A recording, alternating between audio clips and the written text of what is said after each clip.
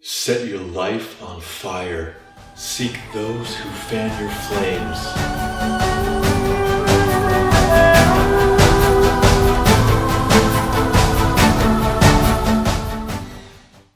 You may have heard this quote from Rumi. You may have read it somewhere. You may have seen a beautiful picture, quote with it.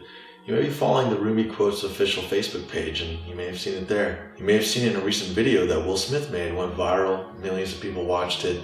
I just saw this Rumi quote that I love. Set your life on fire and seek those who fan your flames. And he gave his interpretation of what he believes this quote means. First of all, thank you, Will, for talking about Rumi, for sharing his quote with your entire worldwide audience. Rumi, I'm a huge fan of Rumi, and I'm just happy that you shared his quote. And Will, in that video, really the essence of where he came from and his interpretation of what this quote by Rumi means is really misunderstood. His perspective really was that set your life on fire means that you are passionately living and just ambitiously focused on creating your dreams, bringing your dreams into reality, doing what you love to do and becoming who you've always wanted to be. And as for the second part of that quote, seek those who fan your flames, his interpretation of that was that you should surround yourself with a peer group of people who are supporting you to create what you want to create in the world, supporting your dreams, supporting your vision. And that sounds great, of course, right? Here's the real thing though. Rumi is not about achievement. Rumi is not about success.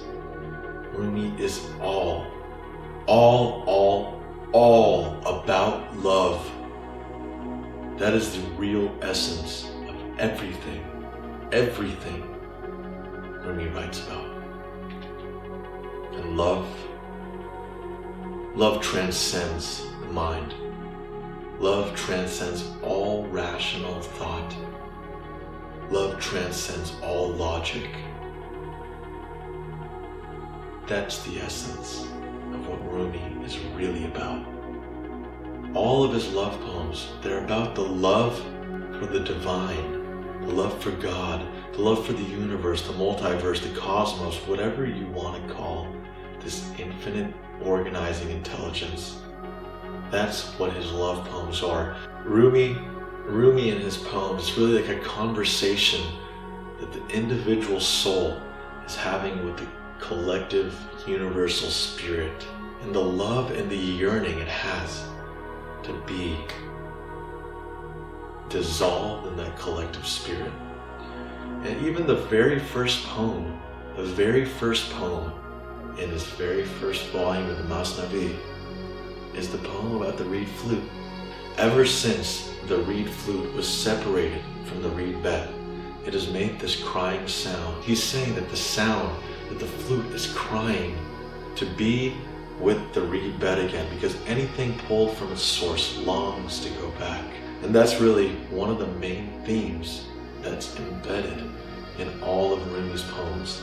Now this quote in particular, when Rumi talks about setting your life on fire, it's about setting your life on fire for this burning, passionate love for the divine, for God, for the collective spirit. That is what Rumi is really saying. It's that this is what is important, this is what's most important in life, is to be this burning beacon of love for the divine.